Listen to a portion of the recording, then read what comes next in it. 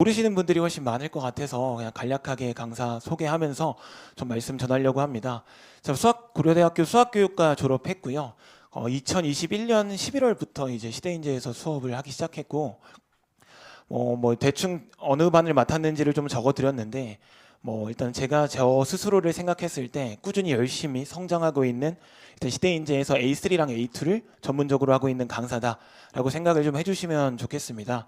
그래서 일단 처음에는 A3반으로 개강을 했는데 나름대로 그 실적을 좀 인정받아서 이제 스파르타 특강이라는 게 사실은 저희 학원에서 되게 대표적인 특강이거든요. 그래서 첫 해부터 스파르타 특강을 이어받았고 덕분에 이제 좀 학생들도 많이 늘고 이래서 좀 A2반까지 바로바로 좀 이렇게 레벨업이 많이 되고 있어서 지금도 계속해서 연구하고 노력하고 있고 앞으로 더 성장하려고 하는 그런 강사니까 그렇게 좀 이해해 주시면 좋겠습니다. 자, 일단은 저희 그 겨울방학 시간표부터 바로 말씀을 드리면서 말씀드리면 좋을 것 같아요.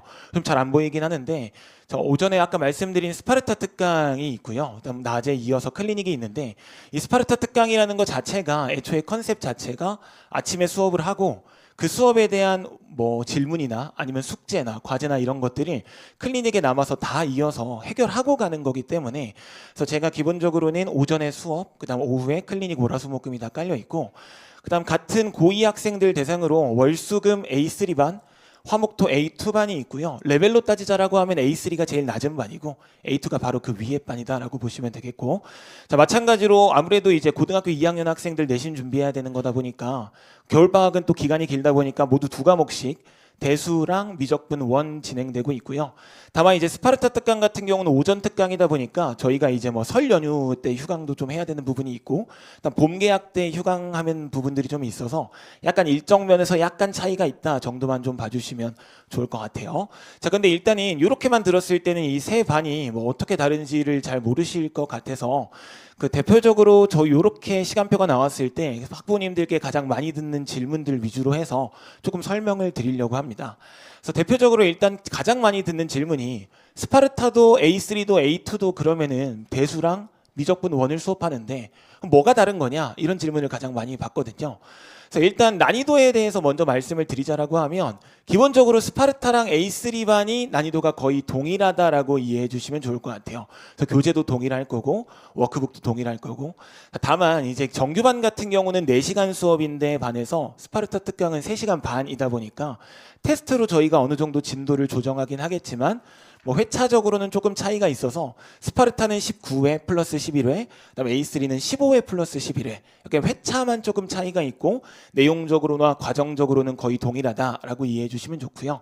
자, 그다음 A2반 같은 경우는 뭐 A3랑 스파르타는 기본 플러스 실력이라고 적어뒀는데 A2는 실력이라고 적어뒀어요. 그래서 일단은 이 두 과정보다는 조금 더 속도감이 있는 수업이다라고 이해해 주시면 되는데, 근데 사실은 실력반이라고 하더라도 기본 개념을 깔지 않고 수업을 할 수는 없어요. 기본적으로 학기가 아니기 때문에 지금 이 겨울방학 아니면은 A2 학생들도 개념을 다시 한번 다질 수 있는 기회가 잘 없거든요.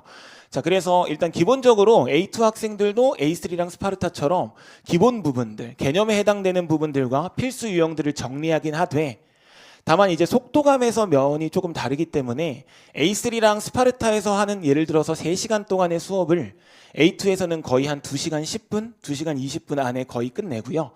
다만 이제 학기를 앞두고 모의고사 빈출, 기출, 주요 기출 문제라든지 아니면 내신에서 주로 많이 나오는 표현들이나 이런 부분들을 좀 추가적으로 정리한다라고 이해해 주시면 좋겠습니다. 그래서 정리해 드리자라고 하면 이 두 반에서 3시간에 걸쳐서 하는 수업을 거의 2시간에서 2시간 20분 사이에 끝내고 추가적으로 주요 기출 문제들이나 모의고사 주요 문제들 좀 분석하는 시간을 갖는다 정도로 난이도가 다르다고 이해해 주시면 좋을 것 같아요. 자, 그래서 만약에 어떤 학생들이 똑같이 사실은 이제 대수죠. 대수가 처음이다 하더라도 예를 들어서 대수를 처음 하지만 나는 수학적 감각이 뛰어난 친구여서 예를 들면 지금 고1 모의고사가 1등급 안정적으로 2등급까지 나온다라고 하시면 사실은 A2 수업을 듣기에도 크게 지장은 없으리라고 생각은 좀 듭니다. 그 정도로 좀 난이도 차이를 보시면 좋으실 것 같고, 그다음 대수 과목이 처음인데 수강 가능할까요? 이 질문을 사실은 가장 많이 듣는 질문 중에 하나예요. 자, 근데 일단 기본적으로 말씀드렸다시피 기본 플러스 실력이기 때문에 처음 듣는 학생들이 항상 대상층에 있습니다. 작년이나 올해 스파르타 경우에도 보면 한 3분의 1 정도 학생들은 처음 대수를 접하는 친구들이더라고요. 그래서 일단은 그런 학생들도 수강이 가능하기는 한데 사실은 이제 대수가 처음이라고 해서 다 가능하냐라고 하기에는 조금 좀 애매한 부분이 있죠. 아무래도 개인차가 좀 있을 거고. 자, 그래서 아무래도 뭐 모의고사가 사실 안정적으로 그래도 뭐 한 3등급 그래도 3등급 초반 정도까지는 나와주면 사실은 무리 없이 수강이 가능할 거는 같아요. 2등급 말에서 3등급 초반 정도까지는. 근데 이제 3등급 후반에서 4등급대를 모의고사 점수 기준으로 왔다 갔다 한다라고 하면 조금 많은 노력이 같이 수반되어야 따라갈랑말랑한 수업이다 정도로 이해해 주시면 좋겠습니다. 자, 일단 기본적으로는 처음인 학생들도 따라갈 수 있게끔 세팅이 되어 있는 수업이고, 그리고 아까 말씀드린 것처럼 월화수목금 다 클리닉이 있기 때문에 그 클리닉 적극적으로 활용하면 충분히 따라가실 수는 있으리라라는 생각은 듭니다. 자, 그다음 두 번째로 이제 A3랑 스파르타가 같은 과정이면 자, 그러면 정규반과 스파르타 중에서 뭐를 추천하느냐라는 또 질문을 많이 받는데요. 자, 아마 이제 학부모님들께서 이제 학생들이 방학 때 아침에 이 게으르게 집 방에서 안 나오고 있는 모습을 보면 이제 가정에 좀 불화가 찾아오실 거예요. 그래서 그런 부분들이 좀 있다 보니까 아마 이제 아침을 조금 부지런하게 보내보고 공부 습관을 길러야 되고 좀 엉덩이를 붙이는 습관을 길러야 되는 학생들이라고 하면 아무래도 스파르타를 추천드립니다. 실제로 약간 이게 지역적인 특색도 있는데요. 제가 수업을 해보면 사실 이 대치 학생들이 제일 샤이한 친구들이에요. 수업 시간에 뭔 말을 해도 대답을 절대 안 해줍니다. 정말 꿋꿋이 그 어떤 자존심을 가지고 있는지 모르겠지만 정말 대답을 안 해주는데 반면 이 스파르타 특강 같은 경우는 사실 전국적으로 학생들이 모이거든요. 그래서 작년에도 뭐 제주도 학생도 있었고 올해도 뭐 완도나 뭐 전주 뭐 다양한 지역에서 많이 오는 학생들이 있다 보니까 사실은 수업 분위기만 따져봤을 때는 스파르타가 압도적으로 좋은 건 사실이에요. 맨 앞에서 그 지방 학생들이 열심히 이해하는 대로 족족 대답을 열심히 해주고 하다 보니까 뭐 거의 100여 명에 가까운 수업이지만서도 되게 모빌력도 있고 흡입력도 있는 수업이 잘 진행되는 부분이 있어서 사실 과연 뭐를 더 추천드리냐라고 하면 개인적인 선호도로는 스파르타 특강을 추천드릴 수밖에 없는 것 같아요. 클리닉 시스템도 너무 잘 돼 있고. 자, 근데 반면 스파르타 같은 경우는 아까 시간표 보시면 아시겠지만 월화수목금 이어서 수업이 진행됩니다. 그러다 보니까 내가 수학을 못하는 건 아니지만 새로운 개념을 배울 때 조금 시간이 걸리는 친구들이 있죠. 혼자서 조금 다지는 시간이 필요한 친구들. 자, 그런 친구들 같은 경우는 하루 놓치면 놓치고 이렇게 가기 때문에 그런 친구들 같은 경우는 뭐 정규반이 그래도 월수금 또는 화목토 이렇게 있으니까 하루씩은 좀 복습하면서 내 것으로 만드는 시간이 필요하다 하는 친구들 같은 경우는 정규반을 조금 더 추천을 드린다 라고 이해해 주시면 좋을 것 같습니다. 자, 그래서 뭐 저 요약해 드리자라고 하면 뭐 공부 습관이 좀 필요한 친구들이 필요하다라고 하면 스파르타, 본인이 조금 새로운 개념에 느리다라고 하면 정규반을 좀 추천드리겠습니다. 자, 그리고 스파르타 수강 후에 이제 학기 때 되면은 정규반으로 들어올 때 저희가 자체적으로 입반 테스트를 진행을 할 거예요. 그래서 뭐 A3, A2 그리고 스파르타까지 모두 다 동일한 시험지로 진행을 해서 뭐 거의 정규반이랑 스파르타 학생들 합치면은 100한 뭐 7, 80명까지 되는 경우도 있거든요. 그래서 그 학생들을 표본으로 해서 이 학생들은 너는 뭐 실제 공부 습관이나 이런 걸 봤을 때 A2가 적합할 것 같아, A3가 적합할 것 같아. 자, 이런 부분들을 저희가 이제 일일이 개별적으로 다 연락을 드린다.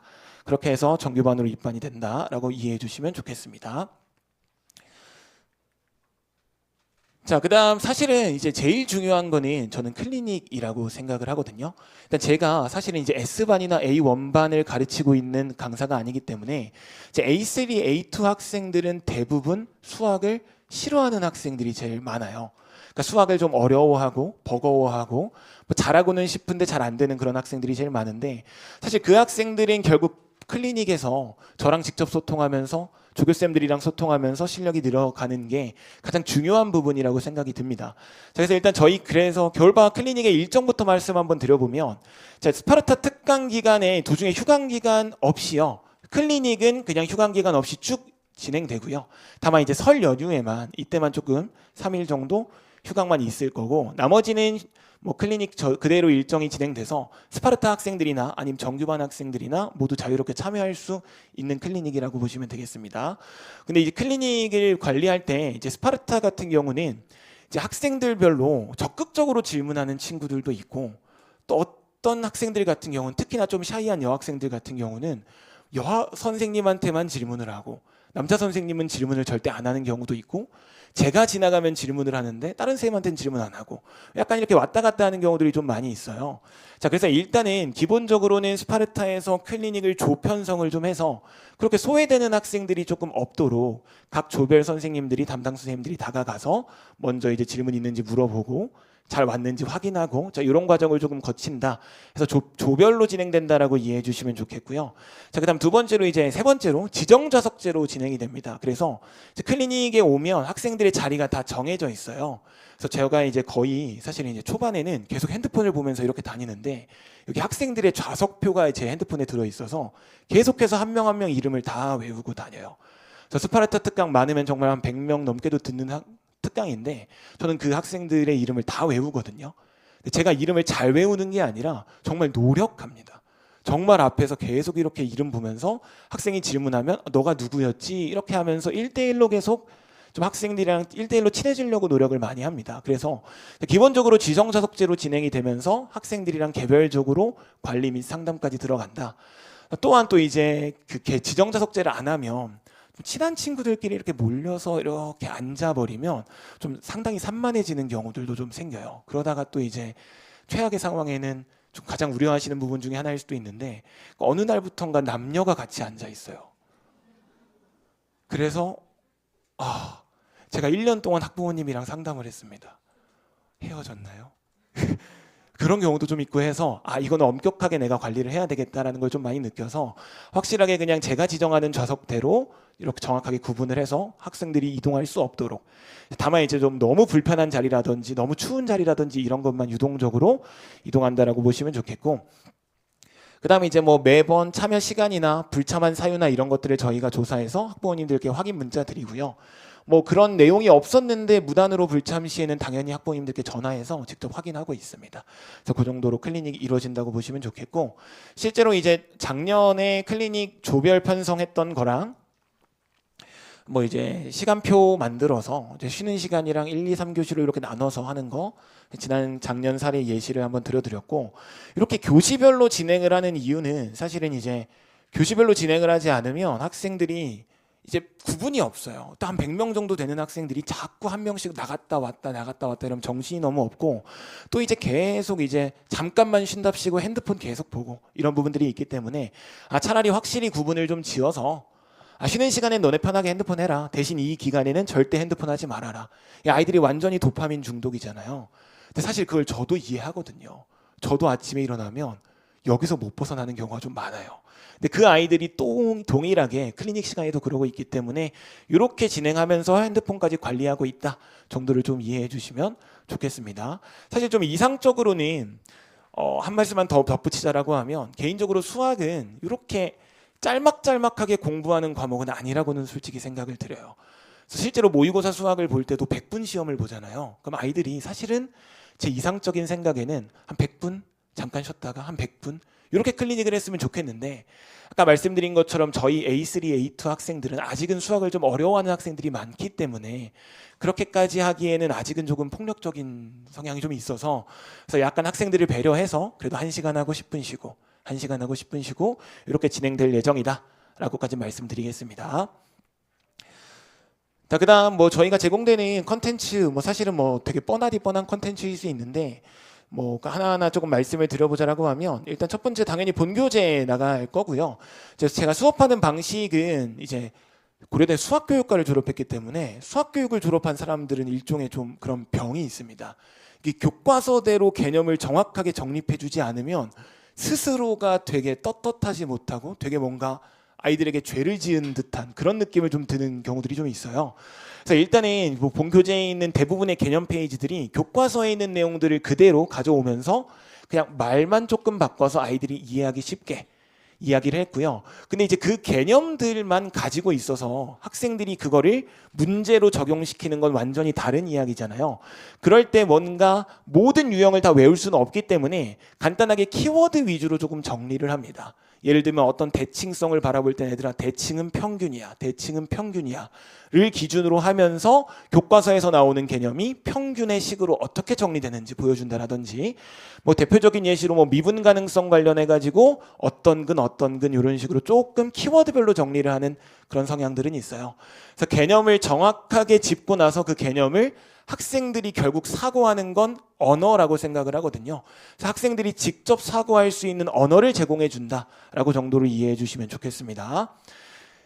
그다음에 이제 방학 중에는 뭐 워크북 같은 경우는 학기 중에는 조금 다르게 진행되는데요.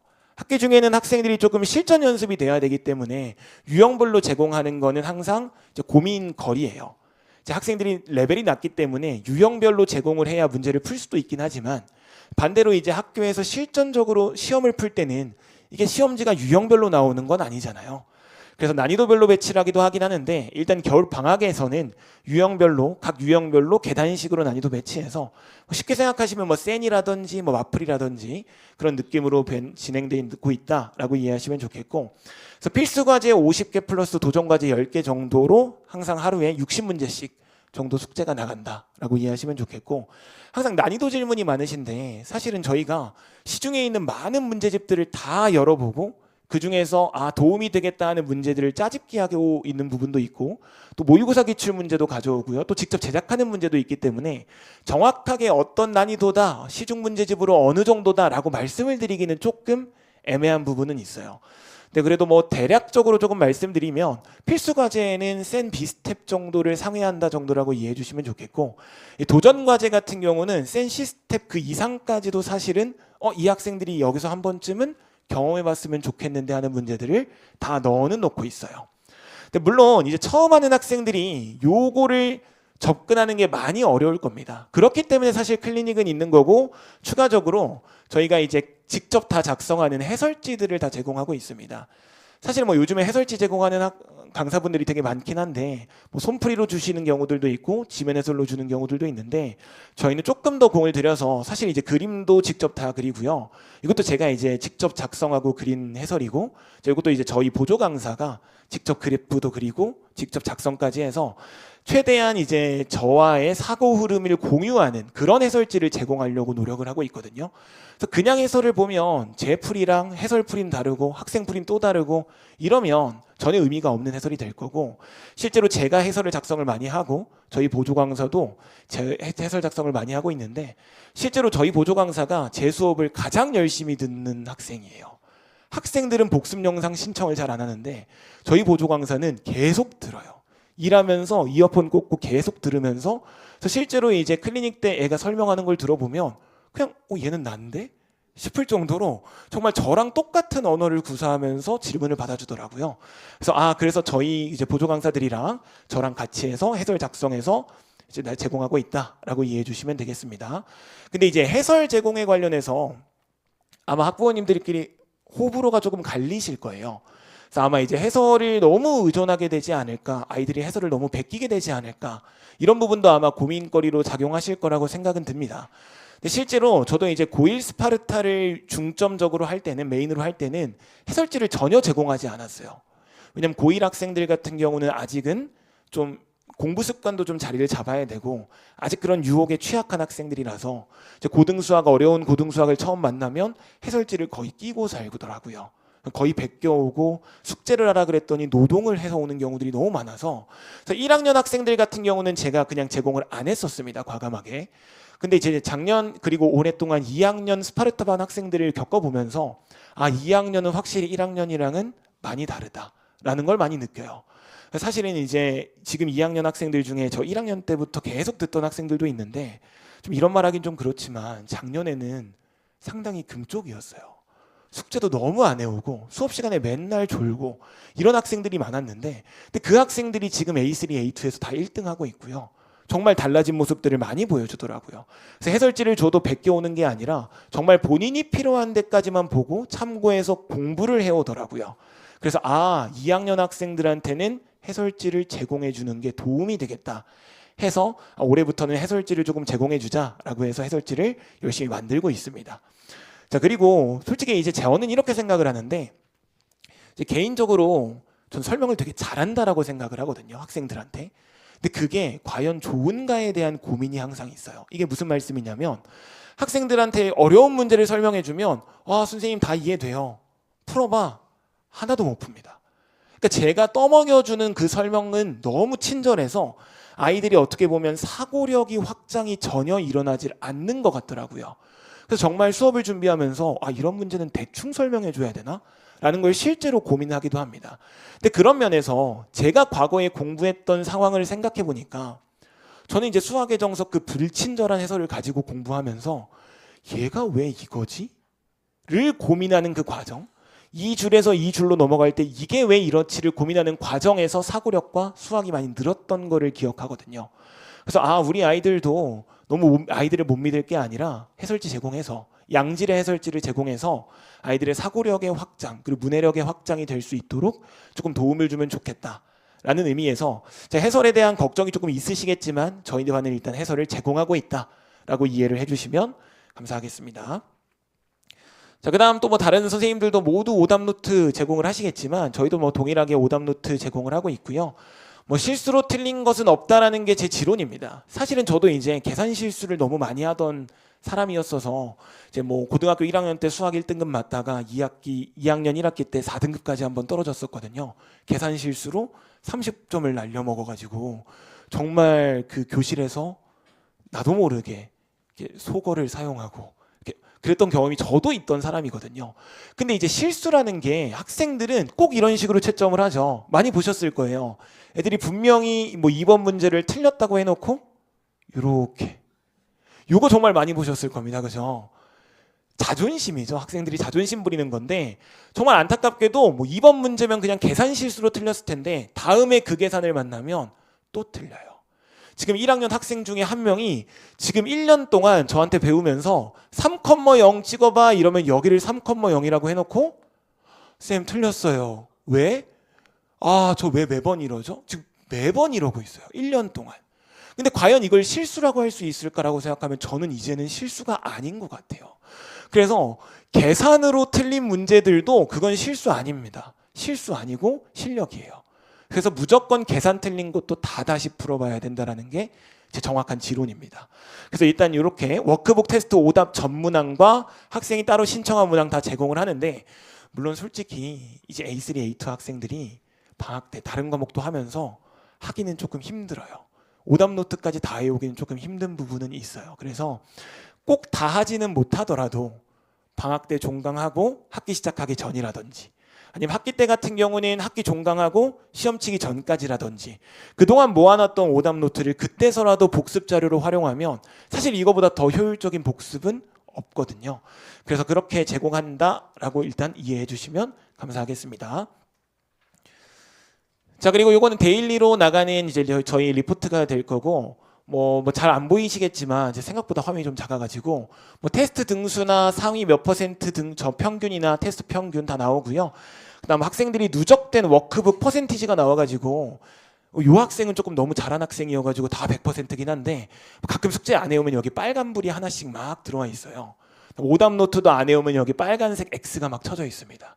그럼 저는 이제 아까 말씀드린 대로 클리닉 시간에 학생들의 이름표를 보고 다니면서 요 안내 카드를 들고 다니면서 너 어떻게 해야 되겠니 하면서 상담을 주로 진행을 많이 하고요. 정규반에서도 보통 요걸 필두로 해서 클리닉 나오라고 좀 강요를 많이 하고 학부모님들과의 상담에서도 좀 많이 활용하고 있는 편이다 정도 봐주시면 좋겠습니다. 자, 여기까지가 일단 수업의 전반적인 이야기에 대한 말씀을 드렸고요. 자, 여기는 이제 오늘은 무슨 이야기 해주실지 기대하면서 버텼어요 라고 제가 적어놨는데 사실은 요 학생이에요. 너무 잘한 학생이죠. 사실은 3등하고 거의 계속 100%고 1등 1등 1등 1등 너무너무 잘한 학생인데 이 학생도 스파르타 특강을 오면서 너무 힘들었대요.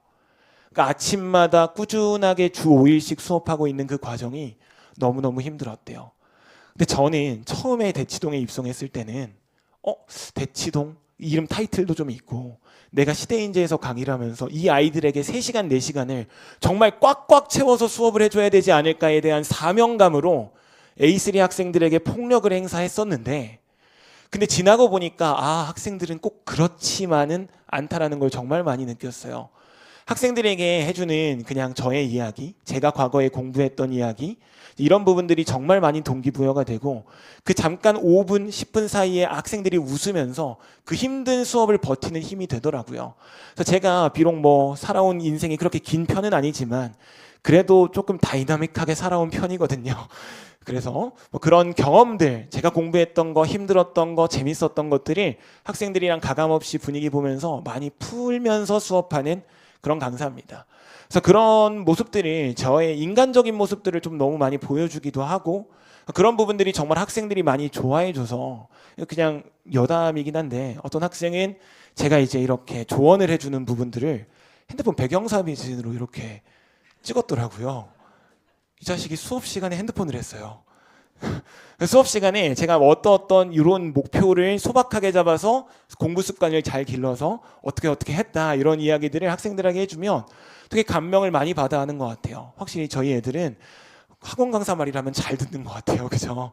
자, 그래서 그런 부분들을 정말 많이 얘기하고 학생들이 이렇게 감동받고 배경화면으로까지 하는 모습들을 보면서 아, 진짜 내가 학생들 앞에서 떳떳해야 되겠구나. 나는 정말 좋은 강사이자 좋은 사람이어야 되겠구나. 이런 부분들을 조금 많이 느끼면서 저 스스로도 많이 성장하려고 노력하고 있고 학생들에게 항상 좋은 영향력 주려고 노력하고 있다라고 이해해 주시면 감사하겠습니다. 자, 마지막으로 그냥 간단하게 숫자 2개 가지고 조금 당부라고 말씀드려야 될까요? 학생들에게 공부함에 있어서 이런 부분은 좀 지켜줬으면 좋겠다 라는 부분들을 조금 말씀드리려고 하는데요. 혹시 이 8대 2가 어떤 숫자일지 가늠이 가십니까?